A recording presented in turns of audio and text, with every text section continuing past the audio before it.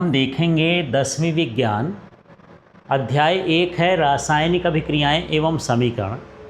यहाँ पर प्रश्न श्रृंखला 2 है और ये एनसीईआरटी बुक के प्रश्न क्रमांक 11 में प्रश्न दिए हुए हैं और ये अक्सर एग्ज़ाम में पूछे जाते हैं, इसलिए आप इनको बड़े ध्यान से समझिएगा। बड़े सरल हैं, केवल आपको समझना है। यहाँ पर पहला प्रश्न है, ये अक्सर 2 नंबर में आता है। किसी पदार्थ X के विलयन का उपयोग सफ़ेदी करने के लिए होता है। पदार्थ X का नाम तथा इसका सूत्र लिखिए। दूसरा इसी में है, एक में लिखे पदार्थ X के जल के साथ अभिक्रिया को लिखिए। तो आप जानते होंगे, इसके पहले के वीडियो में आप समझे हैं कि सफ़ेदी करने के लिए हम कैल्शियम ऑक्साइड का इस्तेमाल करते हैं, जिसको हम अनबुझा चूना भी कहते हैं। तो यहाँ पर जो पहला प्रश्न पूछा था कि ये पदार्थ X का नाम क्या है, तो पदार्थ X का नाम क्या हो गया? Calcium oxide. फिर इसमें पूछता है इसका सूत्र भी लिखिए, एवं पदार्थ X का सूत्र है CaO। आपको ध्यान रखना है, यहाँ पर कैपिटल C रहेगा, स्मॉल a रहेगा और कैपिटल O रहेगा। ये कैल्शियम ऑक्साइड का सूत्र कहलाता है और ये सफ़ेदी करने में प्रयोग किया जाता है। इसको अनबुझा चूना भी कहते हैं। अब यहाँ पर इसका दूसरा वाला पार्ट हम देखते हैं। इसमें लिखा है कि एक में लिखे, माने इसमें जो लिखा है पदार्थ X की जल के साथ अभिक्रिया लिखिए। तो चलिए जल के साथ अभिक्रिया देखते हैं। तो जो हमारे पास पदार्थ था ये था CaO, कैल्शियम ऑक्साइड।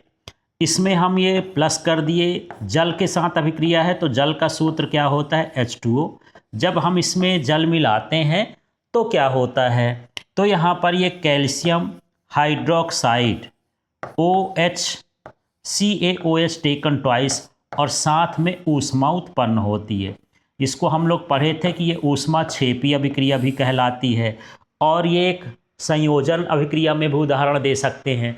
तो इस तरह से आप ये पूरा करेंगे तो आपको पूरे मार्क्स मिलेंगे। बस आपको ये समझना है, इसको बोलते हैं अनबुझा चूना और इसको बोलते हैं बुझा चूना। आप इसके नीचे चाहें तो लिख भी सकते हैं इनका नाम। चलिए वो अगला वाला प्रश्न देखते हैं। इसमें अगला प्रश्न क्या है, तो प्रश्न 2 को समझते हैं और प्रश्न 2 में क्या है इसको देखते हैं। प्रश्न 2 है, क्रियाकलाप 1.7 में एक परख नली में एकत्रित गैस की मात्रा दूसरी में दोगुनी क्यों है? उस गैस का नाम बताइए। तो एक हम प्रयोग किए थे जिसमें हम एक जार लिए थे इस तरह से, और इस जार में हम 2 परख नली में पानी भर के इस तरह से पूरा पानी भर दिए थे। इसके बाद यहाँ पर हम इलेक्ट्रोड लगाए थे ग्रेफाइट के और इसमें धारा बढ़ाए थे। मतलब यहाँ पर ये जल का विद्युत अपघटन हुआ था। इसमें जो है थोड़ी सल्फ्यूरिक अम्ल मिला करके पानी भरा गया था पूरे में। तो हम क्या देख रहे थे कि इसमें एक में जो है एक आयतन में गैस थी और एक 2 आयतन में। आयतन का मतलब ये है कि यदि ये 1 लीटर में है तो दूसरी वाली 2 लीटर में। तो यहाँ पर प्रश्न है कि ऐसा क्यों होता है? तो ये जल के विद्युत अपघटन की बात है। तो क्रियाकलाप 1.7 में जब परीक्षा में आएगा तो क्रियाकलाप नहीं लिखेगा, ये भी लिख सकता है जल के विद्युत अपघटन में, ऐसा भी लिख सकता है, क्योंकि वहाँ क्रियाकलाप तो नहीं दिया रहेगा। तो यहाँ जल के विद्युत अपघटन में जब हाइड्रोजन जो है और ऑक्सीजन गैसें बनती हैं तो 2 अणु जल से 2 अणु हाइड्रोजन तथा 1 अणु ऑक्सीजन बनते हैं। देख लो, आप सूत्र देखो, उससे अंदाज़ा लगा सकते हो। H2O है तो यहाँ पर 2 अणु क्या बनेंगे? हाइड्रोजन के। तब 1 अणु क्या बनता है? ऑक्सीजन है। इसलिए एक गैस माने हाइड्रोजन दूसरी गैस ऑक्सीजन से 2 गुनी है।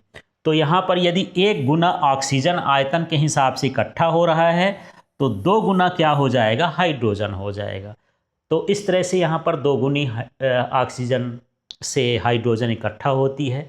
और पूछा है उस गैस का नाम क्या है? उस गैस का नाम हाइड्रोजन है। तो इस प्रश्न का उत्तर आपको समझ के लिखना है कि जब जल का विद्युत अपघटन होता है तो हाइड्रोजन और ऑक्सीजन गैस बनती है। तो जो गैस बनती है, मतलब हाइड्रोजन गैस बनती है, वो ऑक्सीजन के 2 गुने के बराबर होती है, क्योंकि इसका आणविक सूत्र क्या होता है? H2O होता है। इसलिए यह आयतन से दोगुनी होती है। और ये गैस कौन सी होती है? हाइड्रोजन होती है। इस तरह से आपको इसे करना है।